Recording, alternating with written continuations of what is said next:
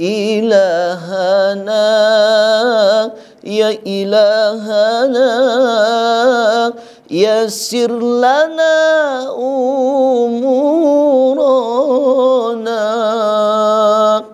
Masya Allah. Amin amin ya rabbal alamin. Salawat itu menjadi bagian penting ketika kita kemudian sedang kesusahan.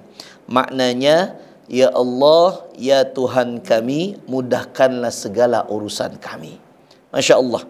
Saudaraku sekalian, pemirsa Lentera Islam yang dimuliakan oleh Allah Subhanahu wa Ta'ala. Tadi Al-Fakir baru akan menceritakan sebuah kisah yang tertera di dalam satu riwayat Nabi SAW ketika ada seorang laki-laki yang meninggal dunia, lalu kemudian seorang laki-laki itu ditanya. Orang yang bertanya itu apa pertanyaannya? Wahai fulan, engkau telah meninggal dunia. Alasan apa sehingga dosa-dosamu nanti akan diampuni oleh Allah Subhanahu wa Ta'ala? Lalu seorang laki-laki yang ditanya, yang telah meninggal dunia tersebut, dia akan menjawab, wahai penanya, wahai malaikat, nanti kenapa dosa-dosaku akan diampuni oleh Allah Subhanahu wa Ta'ala? Lantaran aku mempermudah orang yang membayar hutang kepada diriku jikalau dia sulit membayarnya.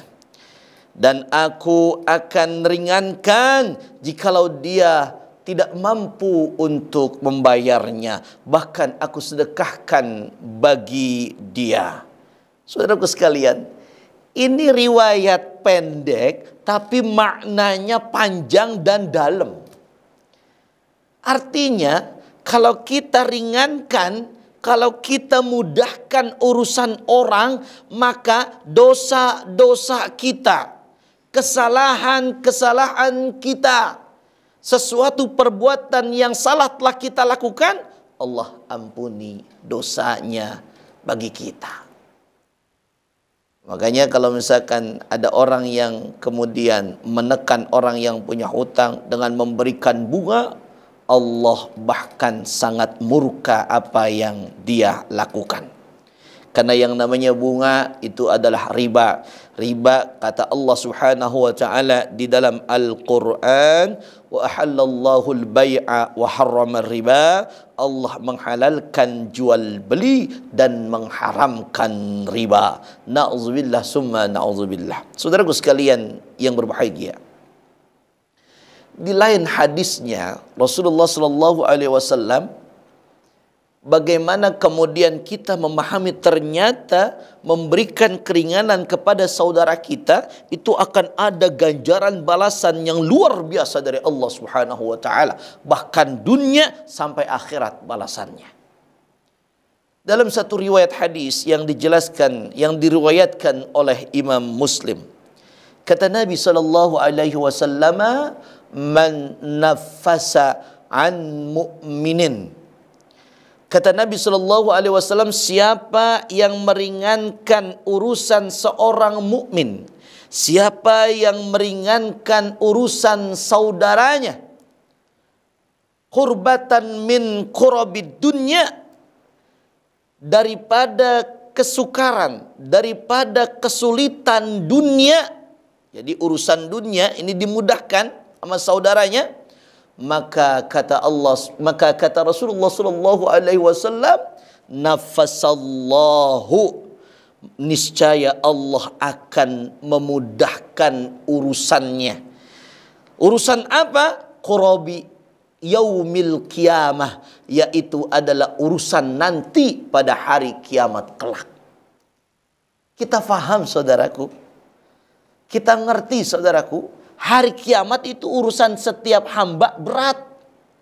Bahkan ada yang namanya huru hara hari kiamat, yang kalau kita kemudian tidak ada pertolongan dari siapapun, kita akan tidak mampu untuk melaluinya.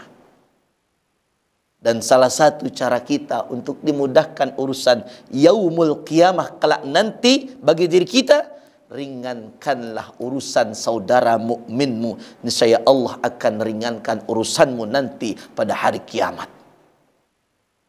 Bahkan Rasulullah sallallahu alaihi wasallam melanjutkan hadisnya, man yassara an mu'sirin, siapa yang memudahkan orang-orang yang mengalami kesulitan, orang-orang yang mengalami kesukaran dalam menyelesaikan masalah kehidupannya, niscaya kata Allah Subhanahu wa taala, kata Rasulullah sallallahu alaihi wasallam, yassarallahu anhu, yassarallahu alaihi fid dunya wal akhirah. Kata Rasulullah sallallahu alaihi wasallam, niscaya Allah akan memudahkan urusan di dunianya dan bahkan urusan nanti di akhiratnya. Masya Allah. Maka kalau kita punya kelebihan harta, bantu saudara kita yang kekurangan.